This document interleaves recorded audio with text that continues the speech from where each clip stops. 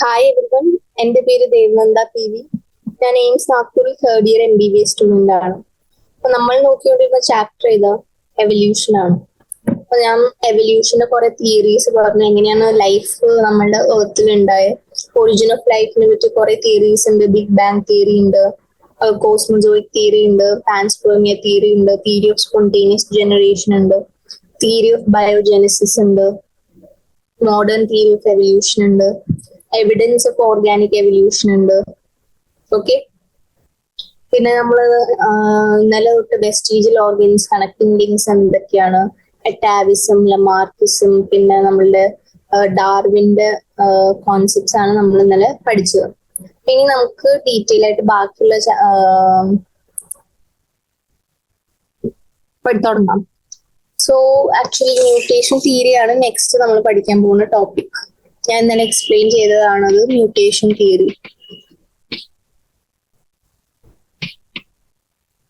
Mutation theory actually propose ചെയ്തത് നമ്മുടെ Hugo de Vries ആണ്. Hugo de Vries actually Oenothera lamarckiana എന്ന പ്ലാന്റിലാണ് ഇയാൾ എക്സ്പെരിമെന്റ് ചെയ്തത്. ഇയാൾ എന്താ മ്യൂട്ടേഷന്റെ റോളാണ് എവല്യൂഷൻ എന്തൊക്കെയാണ് മ്യൂട്ടേഷന്റെ റോള്, അത് കാരണം എന്തൊക്കെ ജനറ്റിക് വേരിയേഷൻസ് ഉണ്ടാവും, അതാണ് അയാൾ പറഞ്ഞത്.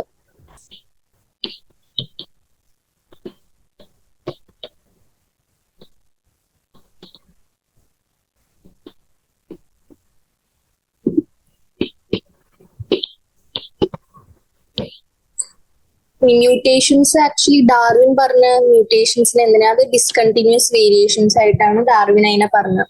അതായത് അതിനെ സ്പോർട്സ് എന്നാണ് ഡാർവിൻ, പിന്നെ സോൾട്ടേറ്ററി വേരിയേഷൻ എന്ന് ബേറ്റ്സിനും പറഞ്ഞു. മ്യൂട്ടേഷൻ തിയറിയുടെ ഫീച്ചേഴ്സ് എന്താ, ആക്ച്വലി എവല്യൂഷൻ എന്താ, ആക്ച്വലി റോ മെറ്റീരിയൽ ആണ് മ്യൂട്ടേഷന് വേണ്ടിയിട്ടുള്ളത്. പെട്ടെന്ന് വരികയും ചെയ്യും, പെട്ടെന്ന് പോവുകയും ചെയ്യും മ്യൂട്ടേഷൻ. ഓക്കെ,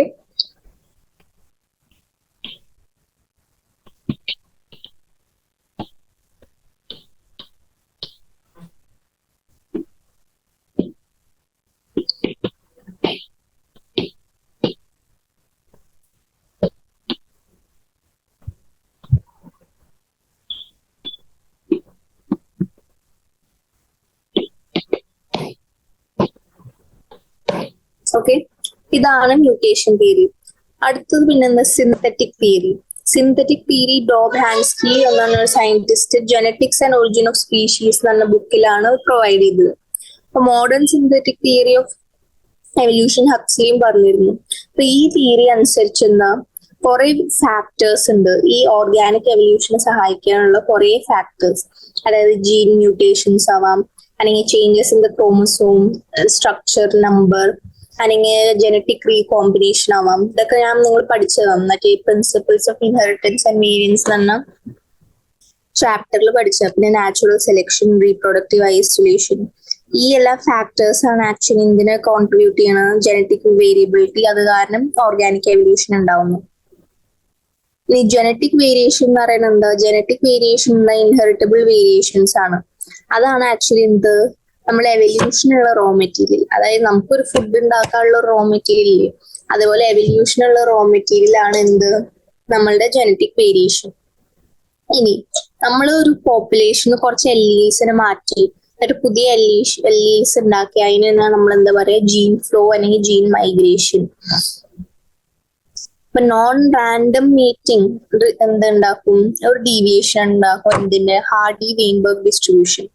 ഹാർഡി വെയിൻബർഗ് ഒരു ഇക്വിലിബ്രിയം പ്രപ്പോസ് ചെയ്തിരുന്നു. അതായത് ഹാർഡിയും പിന്നെ ഒരു വെയിൻബർഗ് എന്ന ഫിസിഷ്യനും കൂടിയിട്ട് ഇക്വിലിബ്രിയം ഒരു മാത്തമാറ്റിക്കൽ ഇക്വേഷൻ ആണ്, മാത്തമാറ്റിക്കൽ റിലേഷൻഷിപ്പ് ആണ്. അതെന്താ, ജീൻ ഫ്രീക്വൻസീസിനെ കുറിച്ച് പഠിക്കാൻ.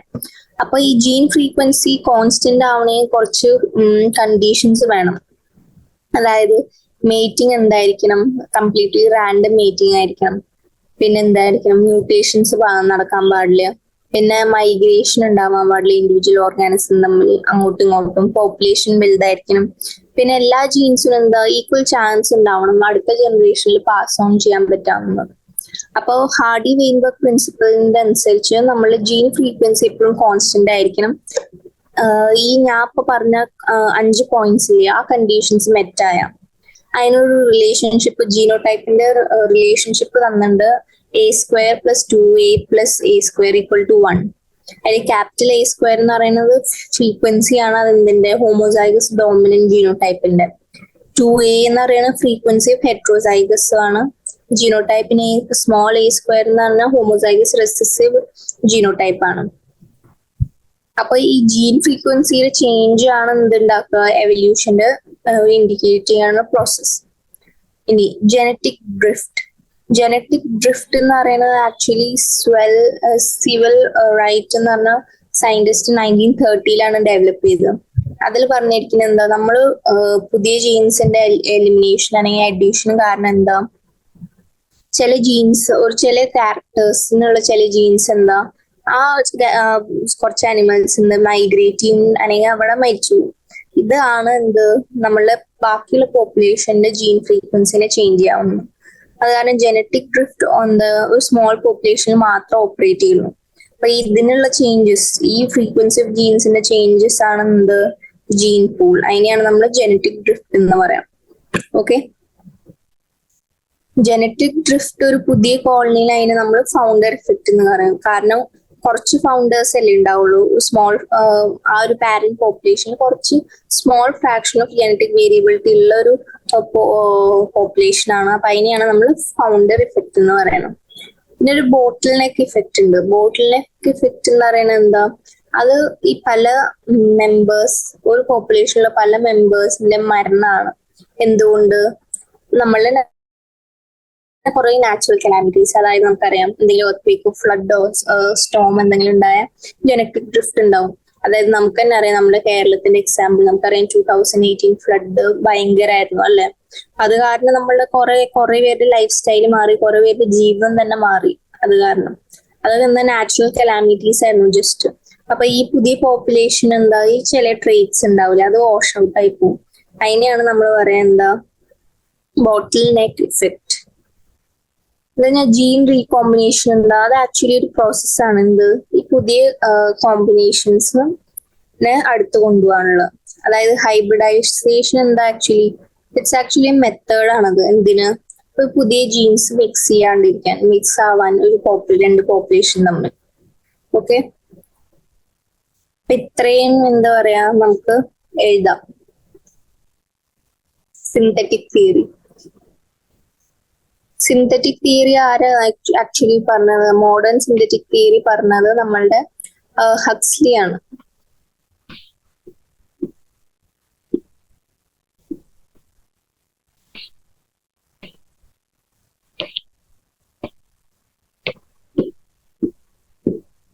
ഓക്കെ, ഇനി ഈ സിന്തറ്റിക് തിയറി അനുസരിച്ച് ഞാൻ പറഞ്ഞിരുന്നു 5 ഫാക്ടേഴ്സ് ഇൻവോൾവ് ആണ് എന്തിന്, ഈ ഓർഗാനിക് എവല്യൂഷൻ. അതെന്തൊക്കെയായിരുന്നു, ജീൻ മ്യൂട്ടേഷൻസ്, നമ്മളെ ക്രോമോസോം നമ്പറിന്റെ സ്ട്രക്ചർ എന്തെങ്കിലും എബറേഷൻസ്, ക്രോമോസോമൽ അബ്നോർമാലിറ്റീസ്, അല്ലെങ്കിൽ നമ്മളുടെ genetic recombinations, natural selection, reproductive isolation. ഇതൊക്കെയാണ് നമ്മുടെ എന്താ പറയുക സിന്തറ്റിക് തിയറി അനുസരിച്ച് 5 basic factors involve in the process of organic evolution.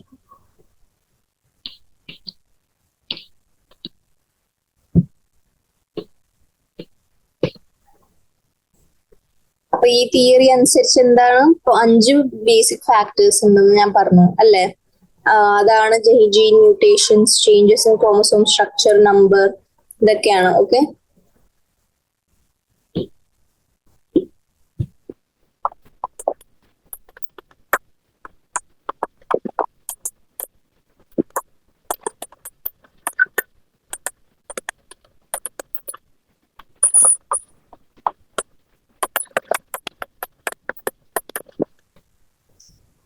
നാലാമത്തെയാണ് natural selection. Okay, പിന്നെ 5-മത്തെ എന്താ, റീപ്രൊഡക്റ്റീവ് ഐസൊലേഷൻ.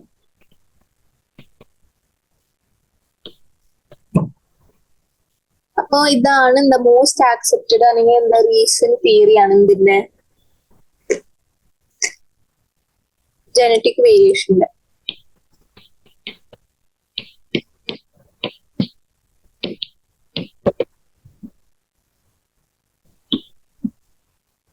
ഇപ്പൊ ജനറ്റിക് വേരിയേഷൻ എന്താ, അത് ഇൻഹെറിറ്റബിൾ വേരിയേഷൻസ് ആണ്. അതാണ് ആക്ച്വലി എന്ത് നമ്മളുടെ എവല്യൂഷനുള്ള റോ മെറ്റീരിയൽ.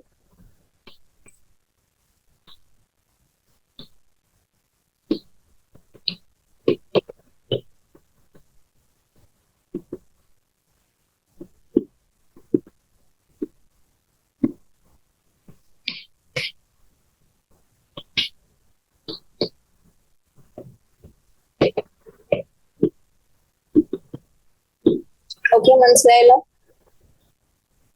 ഇനി ഞാൻ പറഞ്ഞു ജനറ്റിക് വേരിയേഷന് കുറെ കോസസ് ഉണ്ട്. അതായത് എൻവയോൺമെന്റൽ ഫാക്ടേഴ്സ് ആവാം, അല്ലെങ്കിൽ എന്താവാം, ജനറ്റിക് ഫാക്ടേഴ്സ് ആവാം.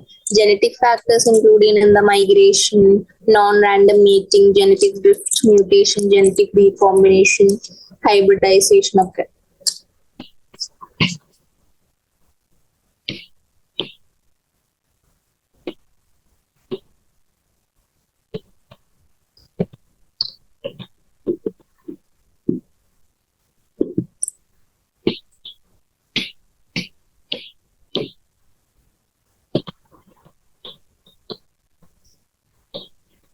മൈഗ്രേഷൻ ഉണ്ട്, നോൺ റാൻഡം മീറ്റിംഗ് ഉണ്ട്,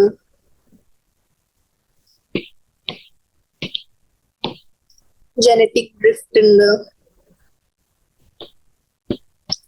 മ്യൂട്ടേഷൻ ഉണ്ട്, പിന്നെ ജീൻ റീകോമ്പിനേഷൻ, ഹൈബ്രിഡൈസേഷൻ.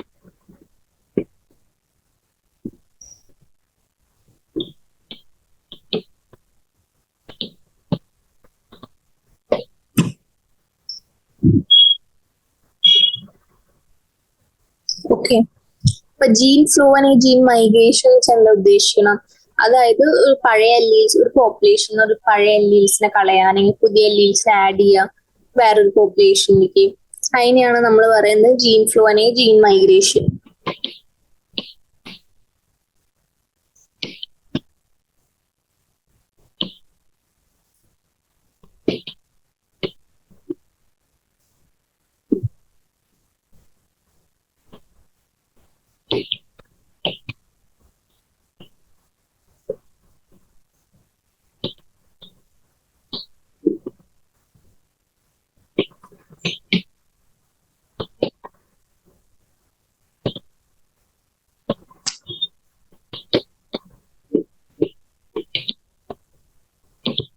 ഓക്കെ, മനസ്സിലായല്ലോ. ഇനി നമ്മൾ ഹാർഡി വെയിൻബർഗ് ഡിസ്ട്രിബ്യൂഷൻ അതെന്താന്ന് നമുക്ക് പഠിക്കണം. ഹാർഡി വെയിൻബർഗ് രണ്ടു ആൾക്കാരാണ്.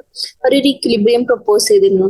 എന്നിട്ട് കുറച്ച് ഈ ജീൻ ഫ്രീക്വൻസീസിനെ കുറിച്ച് പഠിച്ച് അവരെന്ത് ചെയ്തു, കുറച്ച് മാത്തമാറ്റിക്കൽ ഇക്വേഷൻസ് തന്നു. അത് വെച്ച് നിങ്ങൾക്ക് എന്താ സോൾവ് ചെയ്യാൻ പറ്റും. ഇങ്ങനെ ക്വസ്റ്റ്യൻസ് ചോദിക്കാറുണ്ട്. ഓക്കെ,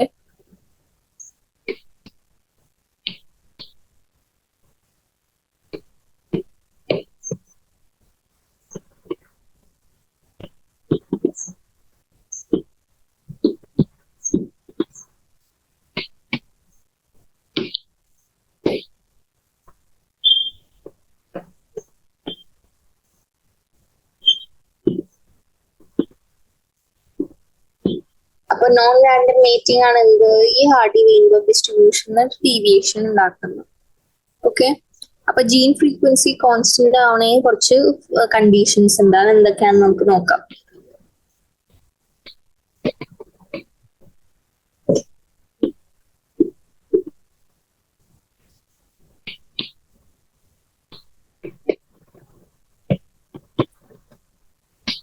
ഫസ്റ്റ് എന്താ, മീറ്റിംഗ് കംപ്ലീറ്റ്ലി റാൻഡം ആയിരിക്കണം.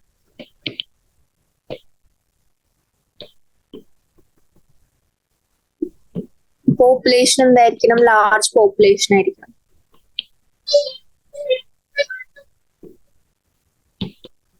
പിന്നെ എന്താ, എല്ലാ ജീൻസിനും എന്താ ഈക്വൽ ചാൻസ് ഉണ്ടാവണം നെക്സ്റ്റ് ജനറേഷനിലേക്ക് പാസ് ഓൺ ചെയ്യാൻ.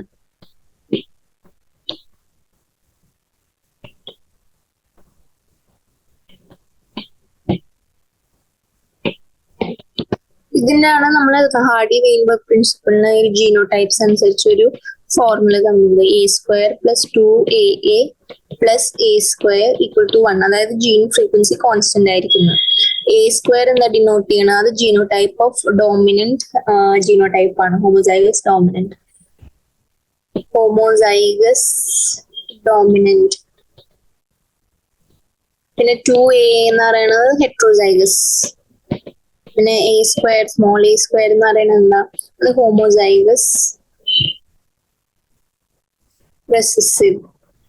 ഓക്കെ, ഇതാണ് ഈ ചേഞ്ചിങ്. നമ്മൾ എന്താ ജീൻ ഫ്രീക്വൻസീസ് ചേഞ്ച് ചെയ്ത് അതിന്റെ അർത്ഥം എന്താ, ആ എവല്യൂഷൻ ഉണ്ടെന്ന്. അതായത് നിങ്ങൾക്ക് ഒരു പ്രോബ്ലം ഇങ്ങനെ ചോദിക്കാം, ഇങ്ങനെ എന്താ പറയാ, ഓരോ ജീനോടൈപ്പിന്റെ ഫ്രീക്വൻസീസ് നിങ്ങൾക്ക് തരാം ക്വസ്റ്റ്യനിൽ, പല ഹോമോസൈഗസ് ഹെട്രോസൈഗസ് ഒരു ട്രേറ്റിന്റെ തരും അവര്. എന്നിട്ട് നിങ്ങൾ ചോദിക്കണം ആ പോപ്പുലേഷൻ എവല്യൂഷൻ ഉണ്ടാവോ ഇല്ലേ. ഇപ്പൊ 1 ആണെന്ന് കോൺസ്റ്റന്റ് ആണെങ്കിൽ എന്താ, അത് എവല്യൂഷൻ ഉണ്ടാവില്ല. പക്ഷെ മാറിക്കൊണ്ടിരുന്ന എന്തുണ്ടാവും, എന്താ എവല്യൂഷൻ ഉണ്ടാവും.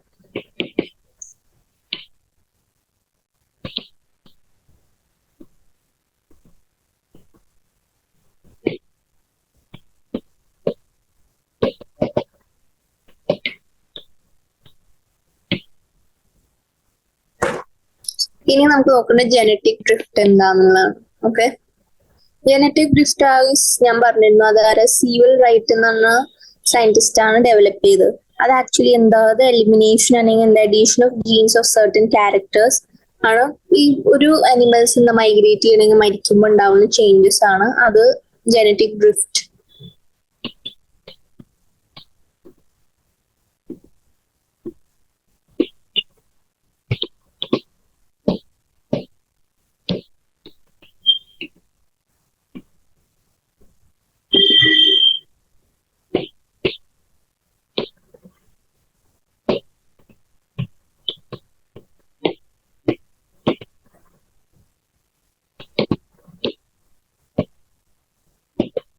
ഓക്കെ, ഇതാണ് എന്ത് ജനറ്റിക് ഡ്രിഫ്റ്റ്.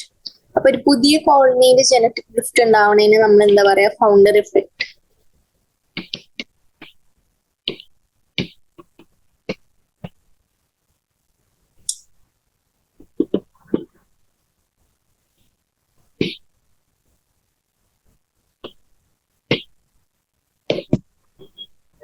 മനസ്സിലായില്ലേ? ഇനി ഞാൻ പറഞ്ഞു ബോട്ടിൽ നെക്ക് എഫക്ട് എന്താണ്. അതായത് ഒരു നാച്ചുറൽ കലാമിറ്റി കാരണം എന്താ ജനറ്റിക് ഡ്രിഫ്റ്റ് ഉണ്ടാവും. അപ്പൊ ഈ ഒറിജിനൽ സൈസ് റിസ്റ്റോർ ചെയ്യാൻ എന്തുണ്ടാവും, ഈ ബാക്കിയുള്ള എത്ര ജീവിച്ചിരിക്കുന്നവർ എത്ര ബാക്കിയുണ്ടോ അവര് തമ്മിൽ മേറ്റ് ചെയ്യണം. അപ്പൊ ഈ പോപ്പുലേഷനിൽ കുറച്ച് ജീൻസ്, പുതിയ പോപ്പുലേഷനിൽ കുറച്ച് ജീൻസ് ഒക്കെ ആബ്സെന്റ് ആയിരിക്കും. അപ്പൊ അതെന്താ ഈ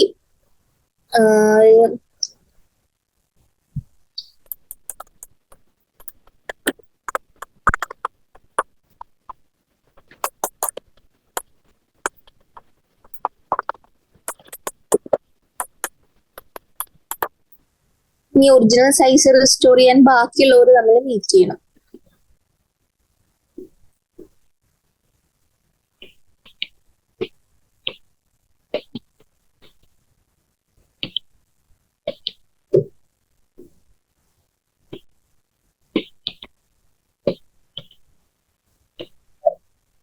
ഓക്കെ, മനസ്സിലായല്ലോ. ഇനി ജീൻ റീകോമ്പിനേഷൻ. ജീൻ റീകോമ്പിനേഷൻ എന്ന് പറയുന്നത് എന്താ, അത് ആക്ച്വലി എന്താ ഒരു പ്രോസസ്സാണ്. അത് പുതിയ കോമ്പിനേഷൻസ് ഉണ്ടാക്കും ഈ ജീൻസ്. നമ്മൾ പഠിച്ചിരുന്നു ലിങ്കേജ്. ഈ ലിങ്കേജ് ഒക്കെ കുറവുള്ള ജീൻസിൽ എന്താ റീകോമ്പിനേഷൻ നടക്കാനുള്ള ചാൻസസ് കൂടുതലുണ്ട്. Linkage is inversely proportional to distance between the two genes. ഓർമ്മയില്ലേ?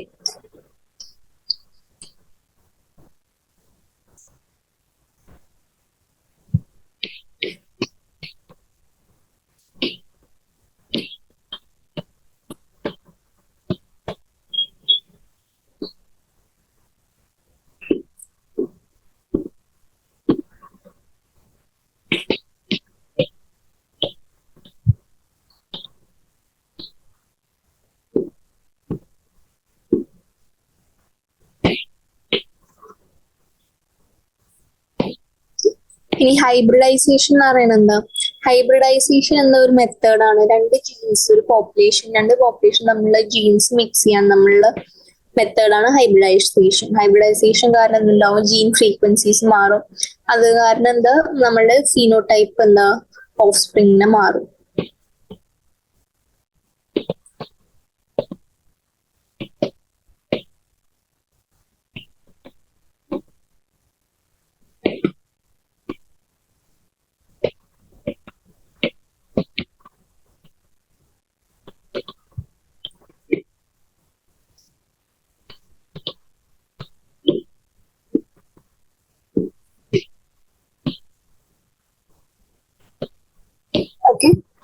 ഇതാണ് എന്ത് ഹൈബ്രിഡൈസേഷൻ. മനസ്സിലായല്ലോ? മനസ്സിലായല്ലോ? ഇതാണ് ഹൈബ്രിഡൈസേഷൻ.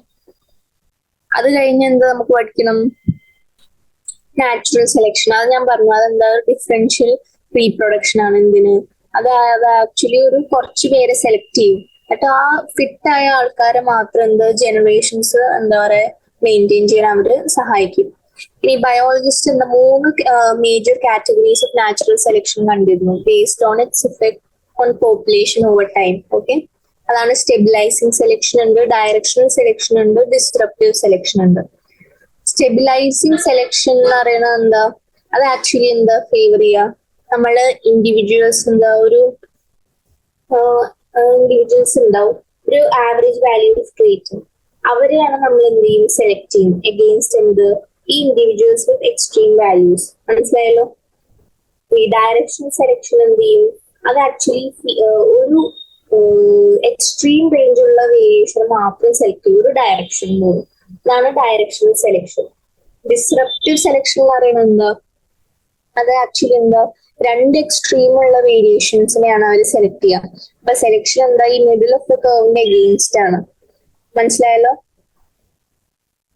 ഇതിന്റെ എക്സാമ്പിൾസ് ആണ്, നാച്ചുറൽ സെലക്ഷൻ എക്സാമ്പിൾസ് ആണ് ഇൻഡസ്ട്രിയൽ മെലാനിസം. അത് ആക്ച്വലി ബാർനറ്റ് കെറ്റ്വെൽ ആണ് ആക്ച്വലി ഫിനോമിന സ്റ്റഡി ചെയ്തത്. അപ്പൊ ഇൻഡസ്ട്രിയൽ റെവല്യൂഷന് മുമ്പ് ഈ ഡൾ ഗ്രേ ഫോം ഓഫ് മോത്താണ് Biston betularia was dominant. Carbonaria form ആണ് റെയർ, ബ്ലാക്ക് ഫോം. അതായത് പെപ്പേർഡ് മോത്ത് ആയിരുന്നു ഡോമിനന്റും ബ്ലാക്ക് മോത്ത് റെയർ ആയിരുന്നു. കാരണം ഈ ബ്ലാക്ക് റേഡിയേഷൻ കാരണം അവർ സസ്പെക്റ്റബിൾ ആയിരുന്നു. അപ്പോ ഈ ഇൻഡസ്ട്രിയൽ റെവല്യൂഷൻ എന്തുണ്ടായി? കുറെ സ്മോക്ക് ഉണ്ടായി ആ സമയത്ത്. ഇൻഡസ്ട്രീസ്, ഈ ഫാക്ടറീസ് ഓരോ കത്തിച്ച് വിട്ടുന്ന വായു മൊത്തം സ്മോക്ക് ആണ്. അത് കാരണം ഈ സ്മോക്ക് ഈ ട്രീ ട്രങ്ക്സിലാണ് അവർ ഡെപ്പോസിറ്റ് ആയി. അപ്പൊ അവര് ബ്ലാക്ക് ആയി. അപ്പൊ ഈ ഗ്രേ വെറൈറ്റീസ് ബ്ലാക്ക് ഇതിന് സസെപ്റ്റബിൾ ആവും. ബ്ലാക്ക് ഫോം ഫ്ലറിഷ് ആവും. അപ്പൊ ഈ ബ്ലാക്ക് ഫോം ഫ്ലറിഷ് ആവുമ്പോ ബ്ലാക്ക് ആവുമ്പോ ഈ ബേർഡ്സ് ഒന്നും കാണാൻ പറ്റില്ല. അപ്പൊ അത് കാരണം ഈ അപ്പൊ ഇയാള് വിചാരിച്ചു ഞാൻ ഈ കോളിന് ഇലക്ട്രിസിറ്റി ആയിട്ട് മാറ്റി വെച്ച് നോക്കണം. അപ്പൊ നമുക്ക് നോക്കാം ഈ സ്മോക്ക് പ്രൊഡക്ഷൻ കുറയും. അപ്പൊ നമ്മളുടെ ബ്ലാക്ക് മോത്തിന്റെ പ്രൊഡക്ഷൻ കുറഞ്ഞു, പക്ഷെ ഫ്രീക്വൻസി ഗ്രേ മോത്ത്സ് വീണ്ടും കൂടി തുടങ്ങി. ഓക്കെ, പിന്നെ അടുത്ത എക്സാമ്പിൾ ആണ് നാച്ചുറൽ സെലക്ഷന്റെ, അതായത് ഡ്രഗ് റെസിസ്റ്റൻസ്. ഈ ഡ്രഗ്സ് ഈ കുറച്ച് പാത്തോജൻസിനെ എലിമിനേറ്റ് ഇൻഎഫക്റ്റീവ് ആവും കുറെ കോഴ്സ് ഓഫ് ടൈം കഴിയുമ്പോൾ. അതായത് ഒരു ആന്റിബയോട്ടിക് നിങ്ങൾ 5 വർഷം മുമ്പ് എടുത്ത ഒരു ആന്റിബയോട്ടിക് ആണ് കഴിച്ചുകൊണ്ടിരുന്നത്.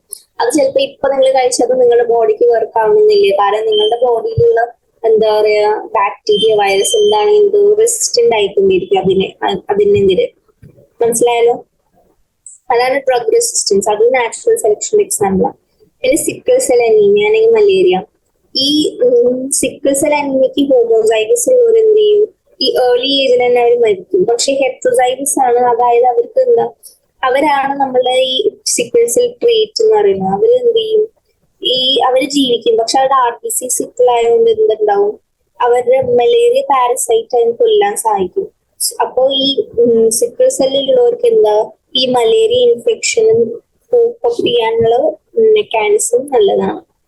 പിന്നുള്ള എക്സാമ്പിൾ ആണ് മലേറിയ G6PD ഡെഫിഷ്യൻസി.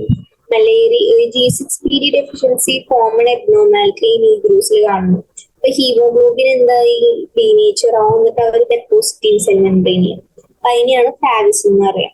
പക്ഷെ ഈ RBCസിൽ ഈ malaria parasite life cycle complete ചെയ്യാൻ പറ്റില്ല അങ്ങനത്തെ RBCs. അപ്പൊ അങ്ങനെയുള്ള പേഴ്സൺസ് ആക്ച്വലി പ്രൊട്ടക്റ്റഡ് ആണ്. ഈ മലേറിയ കൊണ്ട് പ്രൊട്ടക്റ്റഡ് ആണ് G6PD ഡെഫിഷ്യൻസി ഉണ്ടെങ്കിൽ. ഓക്കെ, അപ്പൊ നമുക്ക് ഈ നാച്ചുറൽ സെലക്ഷന്റെ കുറച്ച് ടൈപ്സ് നമുക്ക് പഠിക്കാം.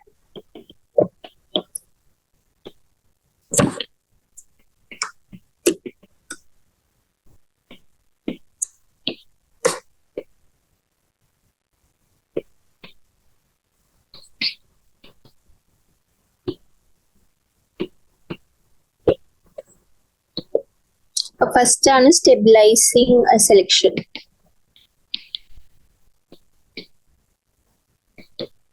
സ്റ്റെബിലൈസിങ് സെലക്ഷൻ എന്താ ഞാൻ പറഞ്ഞിരുന്നു. അത് ആക്ച്വലി നമ്മൾ സെലക്ഷൻ എന്ത് ഫേവർ ചെയ്യും, ഈ ആവറേജ് വാല്യൂ ഉള്ള ട്രേറ്റിനെയാണ് ഇൻഡിവിജ്വൽസിന് ആവറേജ് വാല്യൂ ഉള്ള ആവറേജുകാരെയാണ് അവർ സെലക്ട് ചെയ്യുക സ്റ്റെബിലൈസ് ചെയ്യാൻ. ഓക്കെ, എക്സ്ട്രീം വേരിയൻസ് ഉള്ളവർ എന്താവും സെലക്ട് ആവില്ല അങ്ങനത്തെ ഇൻഡിവിജ്വൽസ്.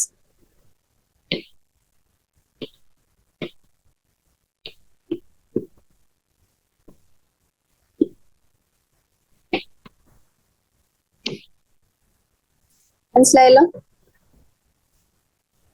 ഇനി ഡയറക്ഷൻ പേരിൽ തന്നെ അതൊരു ഡയറക്ഷൻ മാത്രം ഫേവർ ചെയ്യുള്ളൂ, അതായത് ഒരു എക്സ്ട്രീം റേഞ്ച് ഓഫ് വേരിയേഷൻ മാത്രം ഫേവർ ചെയ്യും.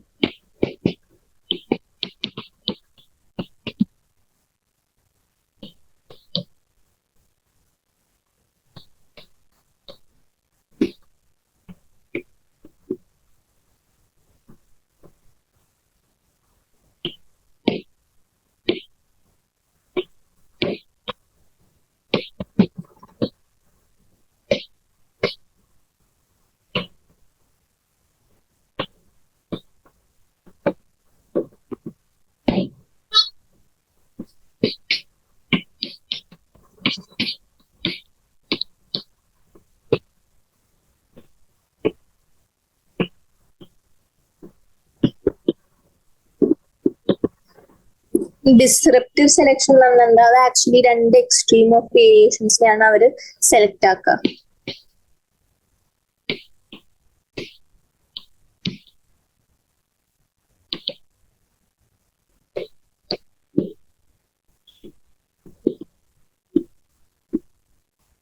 ഓക്കെ, അപ്പൊ ഇതിന്റെ ഓരോന്നിന്റെയും ഗ്രാഫ് ഞാൻ കാണിച്ചു തരാം. ഇത് സ്റ്റെബിലൈസിങ് സെലക്ഷൻ, അതെ ഇതാണ് സ്റ്റെബിലൈസിങ് സെലക്ഷൻ. ഇനി നമ്മളുടെ ഡയറക്ഷനിലാണെങ്കിൽ എന്താ ഈ പീക്ക് ഇത്തിരി ഷിഫ്റ്റ് ആവും ഇങ്ങോട്ടേക്ക്. പിന്നെ ഡിസ്റപ്റ്റീവ് ആണെങ്കിൽ അവർക്ക് എന്താ രണ്ട് എക്സ്ട്രീമിനെയാണ് അവർ എന്ത് ചെയ്യുക സെലക്ട് ചെയ്യുക, അതെ ഇതും ഇതും. ഇതാണ് disruptive type of natural selection. ഇനി നമുക്ക് കുറച്ച് എക്സാമ്പിൾസ് നോക്കാം നാച്ചുറൽ സെലക്ഷൻ്റെ.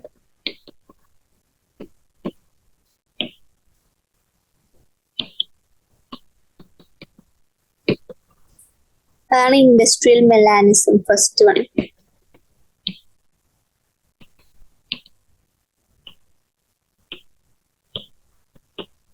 അപ്പൊ ഈ ഇൻഡസ്ട്രിയൽ മെലാനിസം അനുസരിച്ച് എന്താ, ഈ ഇൻഡസ്ട്രിയൽ റെവല്യൂഷൻ മുമ്പ് ഗ്രേ ഫോം ആയിരുന്നു ഡോമിനന്റ്. കാരണം എന്താ, ഈ ബ്ലാക്ക് എന്തായിരുന്നു റെയർ, കാരണം അത് ഈ ബേർഡ്സിന് ക്യാച്ചി കളറായിരുന്നു, ബേർഡ്സിന് പെട്ടെന്ന് പിടിക്കാൻ പറ്റാവുന്ന കളറായിരുന്നു ബ്ലാക്ക്. ബ്ലാക്ക് എണ്ണം കുറവായിരുന്നു. പക്ഷെ ഇൻഡസ്ട്രിയൽ റെവല്യൂഷന്റെ സമയത്ത് എന്തായി, ഈ കാർബണും സ്മോക്ക് ഒക്കെ എന്താ ഈ ട്രീസ് വന്ന് ഒട്ടിപ്പിടിച്ചിരുന്നപ്പോ ട്രീസ് എന്തായി ബ്ലാക്ക് ആയി മാറി. അപ്പൊ അതിൽ ഗ്രേ എടുത്ത് കാണുമല്ലോ. അപ്പൊ അതിന് ഗ്രേ എടുത്ത് കാണാണ്ടിരിക്കാൻ എന്താ ഈ ബ്ലാക്ക് കളർ മോത്സിന്റെ എണ്ണം കൂടിക്കൊണ്ടു വന്നു.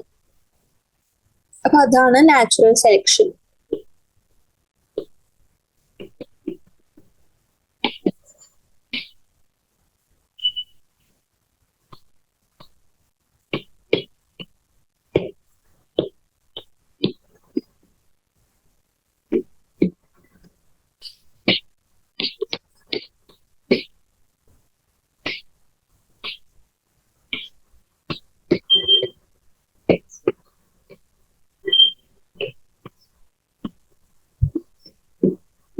പക്ഷെ ഇൻഡസ്ട്രിയലൈസേഷൻ കഴിഞ്ഞിട്ട് എന്താ,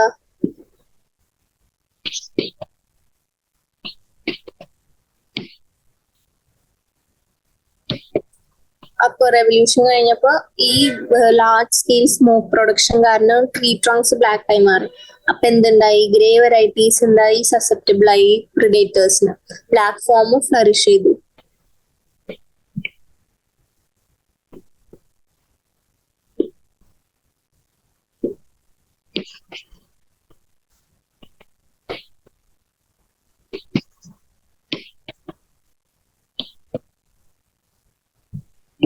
പിന്നുള്ള എക്സാമ്പിൾ ആണ് ഡ്രഗ് റെസിസ്റ്റൻസ്. അത് എക്സ്പ്ലെയിൻ ചെയ്യേണ്ട ആവശ്യമില്ല, നിങ്ങൾക്ക് അറിയാം.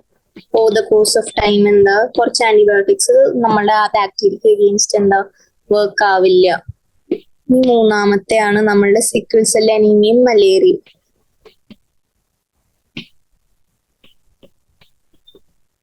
നാലാമത്തെ എന്താ, G6PD ഡെഫിഷ്യൻസി ഉള്ളവർ എന്താ പ്രൊട്ടക്റ്റീവ് ആണ്. കാരണം G6PD RBC മെമ്പറിനെ ഇൻടാക്ട് ആക്കാൻ വേണ്ടി സഹായിക്കണം. അപ്പൊ G6PD ഇല്ലെങ്കിൽ RBCs ബ്രേക്ക് ഡൗൺ ആവും പെട്ടെന്ന്, ലൈഫ് സൈക്കിൾ കുറയും. അപ്പൊ മലേറിയ പാരസൈറ്റ് എന്താ ഒത്തിരി ഡേയ്സ് വേണം ആ ലൈഫ് സൈക്കിൾ കംപ്ലീറ്റ് ചെയ്യാൻ. അതിനുള്ളിൽ RBC ലൈസസ് ആയ മലേറിയ പാരസൈറ്റ് ഉണ്ടാവും, ലൈസസ് ആയിട്ടും. അപ്പൊ ഇങ്ങനെയുള്ളവർക്ക് എന്താ മലേറിയ ഉണ്ടാവാൻ സാധ്യത കുറവാണ്.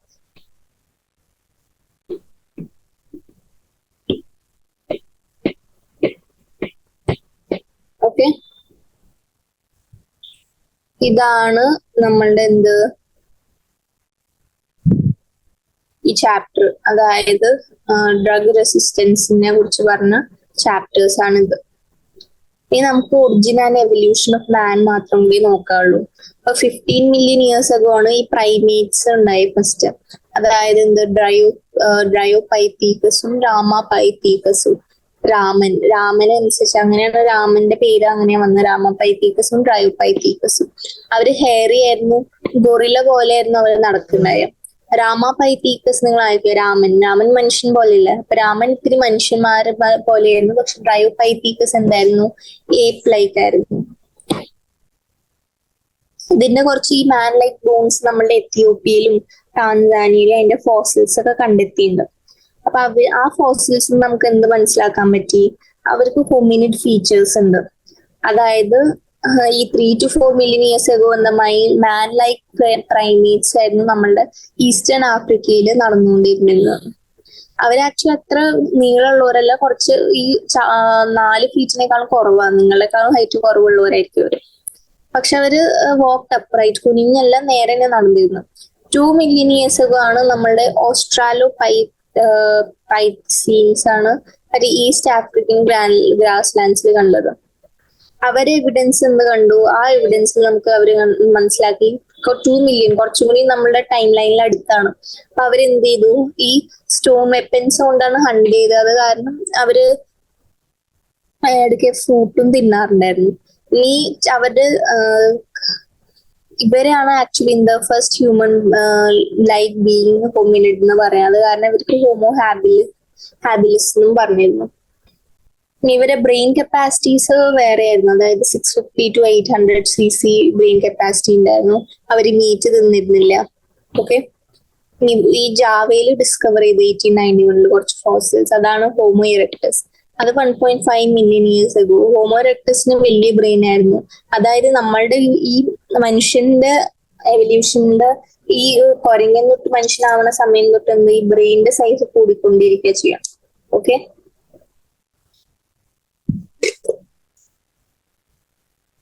ഹോമോ ഇതൊക്കെ ബൈ ഹാർട്ട് ചെയ്യുന്നത്, അത് ഞാൻ അങ്ങനെ ടെക്സ്റ്റ് ലൈൻ ചെയ്യണം ജസ്റ്റ്. ഓക്കെ, ഇനി നിയാൻഡർതാൽ മാൻ നിങ്ങൾ കേട്ടിട്ടുണ്ടാവും. ആളുടെ ബ്രെയിൻ സൈസ് എത്രയായിരുന്നു, 1400 cc ആയിരുന്നു. അത് ആക്ച്വലി സെൻട്രൽ ഏഷ്യയിലാണ് ആള് ജീവിച്ചിരുന്നത്. അവരെന്ത് ചെയ്യും, നമ്മളുടെ ഈ ഹൈഡ്സ്, ടീ ബാഗ്സ്, ട്രീന്റെ ബാഗ്സ് ഒക്കെ ഉപയോഗിച്ചാണ് നമ്മൾ അവരുടെ ബോഡി പ്രൊട്ടക്ട് ചെയ്തിരുന്നു. അവരുടെ പിന്നെന്താ ഈ മരിച്ചവരെന്ത് ബറി ചെയ്തുകൊണ്ടിരുന്നു. ഐസ് ഏജിന്റെ സമയത്താണ് ഈ ഹോമോസാപ്പിയൻസ്, മോഡേൺ ഹോമോസാപ്പിയൻസ് ഉണ്ടായി തുടങ്ങിയ ഐസ് ഏജിന്റെ സമയത്താണ്. അത് ആക്ച്വലി നമ്മൾ ഈ കേവ് ആർട്ട്, അതായത് പ്രീ ഹിസ്റ്റോറിക് കേവ് ആർട്ട് ഒക്കെ കണ്ടാൽ നമുക്ക് മനസ്സിലാവും. ഈ ബിംബേദ്ക റോക്ക് ഷെൽട്ടർ ഉണ്ട് റേസൻ ഡിസ്ട്രിക്ട് MP-യില്, അവിടെയൊക്കെ കാണാം. അഗ്രികൾച്ചറും ഉണ്ടായിരുന്നു 10,000 years ബാക്ക്. അപ്പൊ ഇതാണ് ആക്ച്വലി ഹിസ്റ്ററി ഓഫ് എവല്യൂഷൻ. അങ്ങനെ നമ്മുടെ ചാപ്റ്റർ കഴിഞ്ഞിട്ടാണ് നമുക്ക് ഇനി എന്ത് ചെയ്യാം, NCERT ക്വസ്റ്റ്യൻസ് ചെയ്യാം, എക്സസൈസസ്.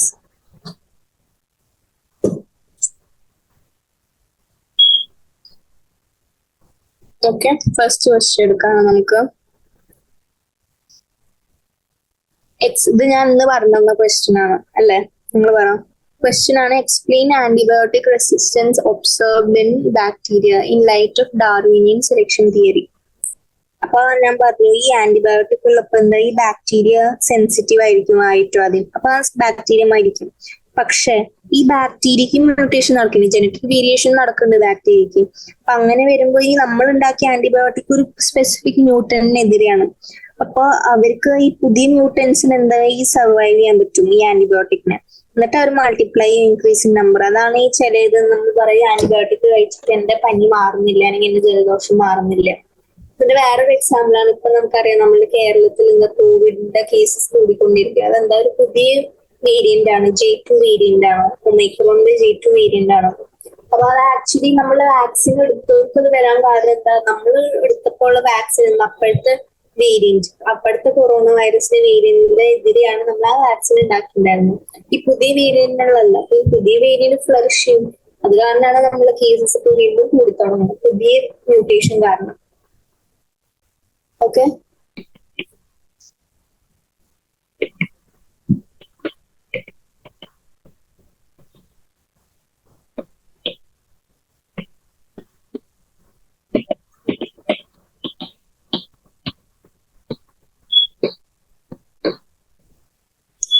പക്ഷെ മ്യൂട്ടേഷൻ നടന്നാൽ അവർ ഈ ഇഫക്റ്റിനെ സർവൈവ് ചെയ്യും.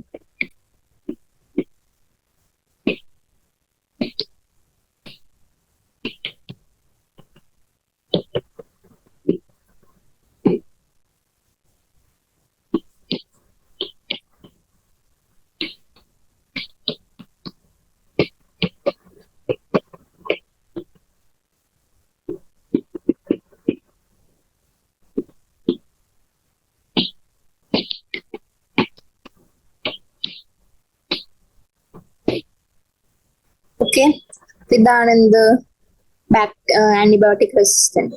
ഇനി ക്വസ്റ്റ്യൻ നമ്പർ 2 എന്താ, find out from news papers and popular science articles of any new fossil discoveries and any controversies about evolution.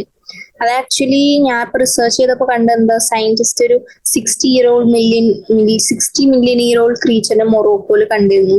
അത് ആക്ച്വലി റാബിറ്റ് സൈസ്ഡ് ആൻസിസ്റ്റർ ആണ് നമ്മളുടെ എന്തിന്റെ, എലിഫന്റിന്റെ. ഇതിന്റെ റാബിറ്റ് സൈസ് എന്താ, ഈ എലിഫന്റ് സ്കൾ ഫ്രാഗ്മെന്റ്സ് കണ്ടുപിടിച്ചു കാസബ്ലാങ്കയിലും മൊറോക്കോയിലും. അപ്പൊ ഈ ക്രീച്ചറിനെ പറഞ്ഞത് എരിത്തീരിയം അസോറോറും അല്ലെങ്കിൽ ബോൾസ്റ്റേഴ്സ്. അപ്പൊ അത് കാരണം എന്താ, ഇതിന് കുറച്ച് അധികം ഡീറ്റെയിൽസ് നമുക്ക് അറിയില്ല. അത് മാമൽസിന്റെ ആൻസിസ്റ്റേഴ്സ് ആണ് പറയുന്നത്. അപ്പൊ ഇത് നിങ്ങൾ തന്നെ നോക്കുക. അതൊരു റിസർച്ചിങ്, നിങ്ങൾക്ക് സമയം ഉണ്ടെങ്കിൽ റിസർച്ച് ചെയ്ത് നോക്കുക. ഇനി attempt giving a clear definition of the term species. Species എന്തായിരിക്കും? അത് ആക്ച്വലി ഒരു ഗ്രൂപ്പ് ഓഫ് ഓർഗാനിസംസ് അല്ലേ. അവർക്ക് പിന്നെ എന്ത് ചെയ്യാം, ഇന്റർബ്രീഡ് ചെയ്യാം നാച്ചുറൽ കണ്ടീഷൻസിൽ അല്ലെ. എന്നിട്ട് അവരെന്ത് ഫെർട്ടൈൽ ഓഫ് സ്പ്രിങ്സ് ഉണ്ടാക്കും. അതാണ് ദ സ്പീഷീസ്.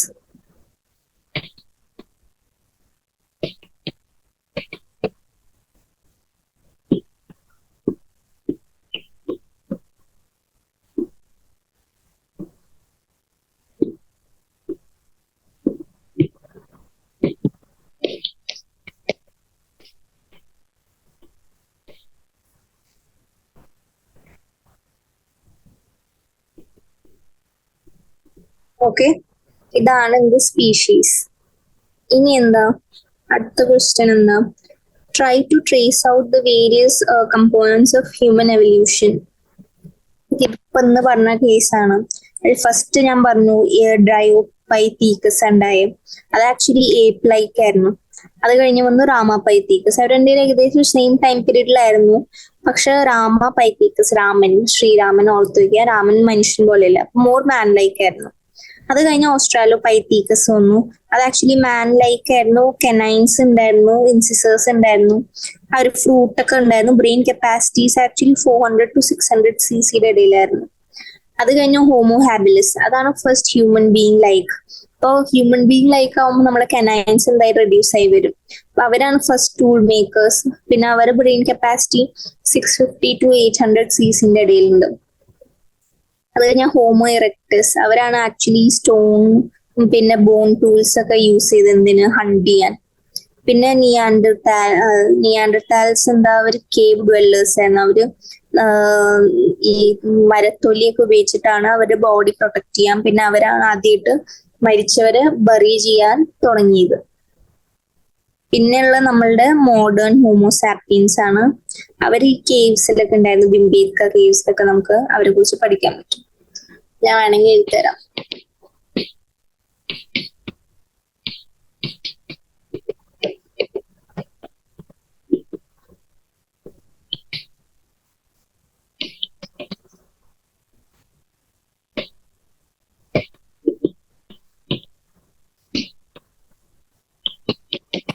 പിന്നെ ഹോമോ ഹാബിലിസ്,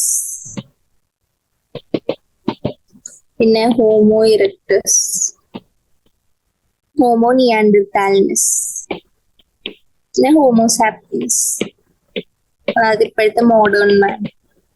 ഇതാണ് ഓരോ സ്പീഷീസ് ഓഫ് ഹ്യൂമൻസ്. ഇനി ഈ ചാപ്റ്ററിൽ ഞാൻ പറഞ്ഞത് ഇങ്ങനെ തിയറിറ്റിക്കൽ ക്വസ്റ്റ്യൻസ്, ഇത് കുറച്ചും കൂടി റിസർച്ച് ടൈപ്പ് ടോപ്പിക്കാണ് എവല്യൂഷൻ. അപ്പൊ ഇതിന്റെ ക്വസ്റ്റ്യൻസ് അങ്ങനെ കുറവായിരിക്കും നിങ്ങളുടെ എക്സാമിന് ചോദിക്കുക. പക്ഷെ നീറ്റ് വൈസ് എന്താ ഇമ്പോർട്ടന്റ് ആണ്. Find out through internet and popular science in the science articles whether animals other than man have self-consciousness. ഇപ്പൊ സെൽഫ് കോൺഷ്യസ്നെസ് എന്ന് പറയുന്നത് ഒരു മെന്റൽ ലിങ്ക് ആണ്. നമ്മളുടെ ഒരു അവയർനെസ് ആണ് നമ്മളെ കുറിച്ച്, നമ്മൾ എവിടെയാണ്, നമ്മൾ എന്ത് ചെയ്തുകൊണ്ടിരിക്കുന്നു, നമ്മൾ എന്തൊക്കെ ചിന്തിക്കുന്നു, അതിന്റെ ഒരു സെൽഫ് അവയർനെസ് ആണ് സെൽഫ് കോൺഷ്യസ്നെസ്. ഇനി ഹ്യൂമൻസ് അല്ലാണ്ട് കുറെ സ്പീഷീസ് ഉണ്ട് ഈ സെൽഫ് കോൺഷ്യസ്നെസ് ഉള്ളവര്. അതാണ് dolphin, crow, parrot, gorilla. Okay, ഇതാണ് എന്താ. ഇനി അടുത്ത ക്വസ്റ്റ്യൻ നോക്കാം. List 10 modern day animals and using the internet resources link it to corresponding ancient fossil. ഇത് നിങ്ങൾ തന്നെ ചെയ്യാം. അല്ലെങ്കിൽ ഞാൻ എക്സാമ്പിൾ പറഞ്ഞുതരാം. Man, dog, chimpanzee, elephant, horse, gorilla, camel, whale, fish, octopus, എന്ത് വേണമെങ്കിലും ആവാം. Man, dog, chimpanzee, elephant, horse, gorilla, camel. ഇനി practice drawing various animals and plants. അതായത് ഈ ചാപ്റ്ററിൽ കൊടുത്ത ഓരോ ഡയഗ്രങ്ങൾ നിങ്ങൾക്ക് വേണമെങ്കിൽ പഠിക്കാം, വരച്ച് പഠിക്കാവുന്നേ ഉള്ളത്. ഈ ഡൈനസോഴ്സിന്റെ പല ഇത് എവല്യൂഷൻ എപ്പോൾ നടന്നു, അല്ലെങ്കിൽ നിങ്ങളുടെ ഈ ആൻജിയോസ്പേംസിന്റെ, അപ്പൊ അതൊക്കെ വരയ്ക്കാനാണ് അവർ പറഞ്ഞേക്കണം. അപ്പൊ നിങ്ങൾക്ക് വരയ്ക്കാൻ നല്ല താല്പര്യം ഉണ്ടെങ്കിൽ വരച്ചോളൂ. ഞാൻ വരയ്ക്കണമെന്നൊന്നും പറയില്ല, അത് ജസ്റ്റ് സില്ലി ക്വസ്റ്റ്യൻ ആണ്. Question number 8. Describe one example of adaptive radiation. Adaptive radiation ഞാൻ പറഞ്ഞിരുന്നു. അതായത് നമ്മളുടെ ഈ ഡാർവിന്റെ ഫിഞ്ചസ് ഉണ്ട് ഗാലപ്പാഗോസ് ഐലൻഡിൽ, അതാണ് എക്സാമ്പിൾ. അതായത് അവർക്കൊരു കോമൺ ആൻസിസ്റ്റർ ഉണ്ടായിരുന്നു, പക്ഷെ ടൈം പാസ് ആയപ്പോൾ അവർ എവല്യൂഷൻ വന്നു, അവരെന്തെയും അഡാപ്റ്റ് ചെയ്തു അവരുടെ ഫുഡ് ഹാബിറ്റാറ്റ് അനുസരിച്ച്. അതാണ് അഡാപ്റ്റീവ് റേഡിയേഷൻ.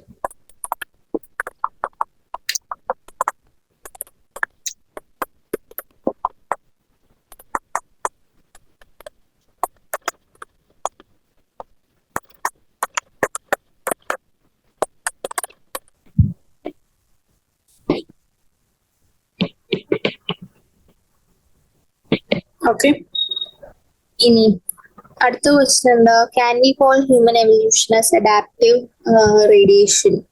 ഇപ്പൊ ഹ്യൂമൻ എവല്യൂഷൻ അഡാപ്റ്റീവ് റേഡിയേഷൻ പറയാൻ പറ്റില്ല. കാരണം എന്താ, അഡാപ്റ്റീവ് റേഡിയേഷൻ എന്ന് പറയുന്ന ഒരു എവല്യൂഷണറി പ്രോസസ്സാണ്. അതായത് ഒരു സിംഗിൾ സ്പീഷീസ് പുതിയ സ്പീഷീസ് റാപ്പിഡ്ലി ഉണ്ടായി ഡൈവേഴ്സിഫൈ ചെയ്യും. പക്ഷെ ഹ്യൂമൻ എവല്യൂഷന്റെ കേസ് അതാണോ? അല്ലല്ലോ. സെയിം സ്പീഷീസ് തന്നെയല്ലേ വീണ്ടും വീണ്ടും ഉണ്ടാവണം. അപ്പൊ അത് അഡാപ്റ്റീവ് റേഡിയേഷൻ അല്ല. ഇനി using various resources such as school library and internet and discussions with your teacher, trace the evolutionary stages of any one animal, say horse. ഇതൊന്നും അത്ര ഇമ്പോർട്ടന്റ് അല്ല. ഓക്കെ, ഇത്രയാണ് എന്ത് നമ്മളുടെ ചാപ്റ്റർ. അതായത് എവല്യൂഷൻ എന്ന ചാപ്റ്റർ കഴിഞ്ഞു. ഇത് ആക്ച്വലി എന്താ ഈസി ചാപ്റ്റർ ആണ്, മനസ്സിലാക്കി പഠിച്ച. ഓക്കെ, അപ്പൊ ഇനി നിങ്ങൾ ചെയ്യേണ്ട ആവശ്യം, നിങ്ങളുടെ 12th ഹാഫ് ആവാറായില്ലേ? അപ്പൊ നിങ്ങൾ ഇതുവരെ 11th ഇതിന്റെ ഒപ്പം എന്താ പറയാ വർക്ക് എഴുതും. ഇനിയിപ്പോ നിങ്ങൾ ന്യൂ ഇയർ വരാൻ പോകും. അപ്പൊ നിങ്ങൾ ഈ റെസൊല്യൂഷൻ എടുക്കുന്ന ഈ മണ്ടത്തരങ്ങളൊന്നും ചെയ്യാൻ നിൽക്കരുത്. അതെന്താ, റെസൊല്യൂഷൻ കാര്യമില്ലാത്ത കാര്യങ്ങളാണ്. നിങ്ങൾ 2 ദിവസം ഫോളോ ചെയ്യും, പിന്നെ അത് ഹാബിറ്റ് ആവില്ല. അപ്പൊ നിങ്ങൾ അങ്ങനെയല്ല, ഞാൻ അടുത്ത കൊല്ലം തൊട്ട് സ്റ്റാർട്ട് ചെയ്യാൻ നിങ്ങൾ ഇരിക്കരുത്. ഞാൻ ഇപ്പൊ ഈ ക്ലാസ് കഴിഞ്ഞാൽ 1 മിനിറ്റ് കഴിഞ്ഞാൽ ഇപ്പൊ പഠിക്കാൻ തുടങ്ങും. അതാണ് റെസൊല്യൂഷൻ. അതാണ് നിങ്ങൾ ന്യൂ ഇയറിനുള്ള റെസൊല്യൂഷൻ ഉണ്ടാക്കേണ്ടത്. ആക്ച്വലി ഓരോ new day, each and every minute and each and every day, അതാണ് നമ്മൾ എന്ത് റെസൊല്യൂഷനായി നിൽക്കുന്നത്. നിങ്ങളുടെ ജോലി എന്താ, ഇന്നത്തെ ദിവസം അടുത്ത ദിവസം ഇന്നത്തെക്കാളും ബെസ്റ്റ് ആക്കാവുന്നതാണ്. എങ്ങനെ ബെസ്റ്റ് ആക്കാൻ പറ്റും?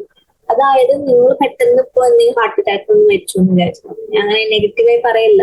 അപ്പൊ അങ്ങനെ വന്ന് മരിച്ചാലും നിങ്ങൾക്ക് സാറ്റിസ്ഫാക്ഷൻ വേണം നിങ്ങളുടെ ജീവിതത്തോട്. അതായത് ഞാൻ എല്ലാം കംപ്ലീറ്റ് ചെയ്തിട്ട് തന്നെയാണ് ഞാൻ ഇന്ന് ഈ ലോകമായിട്ട് വിട പറഞ്ഞത്. അപ്പൊ ഞാൻ ഇപ്പൊ നിങ്ങളോട് ചോദിച്ചു നിങ്ങളുടെ പേർപ്പസ് ഒരു സെന്റൻസിൽ പറയാൻ പറഞ്ഞാൽ നിങ്ങൾക്ക് പറയാൻ പറ്റുമോ? ഇല്ല. പറയാൻ പറ്റുന്ന ആരെങ്കിലും ഉണ്ടെങ്കിൽ ഞാൻ അപ്രിഷിയേറ്റ് ചെയ്യാം. നിങ്ങൾ ആ മൈനോറിറ്റിയിൽ വരുന്നതാണ്. അപ്പൊ നമുക്കറിയാം, നമുക്ക് എല്ലാവർക്കും അറിയാം ജീവിക്കണമെങ്കിൽ കുറച്ച് റിക്വയർമെന്റ്സ് ഉണ്ട്. പക്ഷെ ആ പേർപ്പസ് എന്താന്ന് കണ്ടുപിടിക്കാൻ ഇതുവരെ എന്നുവെച്ചാൽ ആർക്കും അറിയില്ല. എല്ലാരും എന്താ ബാക്കിയുള്ളവർ എന്ത് ചെയ്യുന്നു അതിനെ ഫോളോ ചെയ്യും. നിങ്ങളുടെ അച്ഛനമ്മമാർ ഇത് പഠിക്കാൻ പറഞ്ഞു, എഞ്ചിനീയറിംഗ് എടുക്കാൻ പറഞ്ഞു, അല്ലെങ്കിൽ മെഡിസിൻ ആണ് നിങ്ങൾ എടുക്കേണ്ടത്, MBBS എടുക്കണം. അപ്പൊ നിങ്ങൾ അത് നിങ്ങൾ ക്വസ്റ്റ്യൻ ചെയ്യാണ്ട് നിങ്ങൾക്ക് അത് എന്താണെന്ന് അറിയാണ്ട് തന്നെ നിങ്ങൾ ആ ഫീൽഡിൽ എത്തും.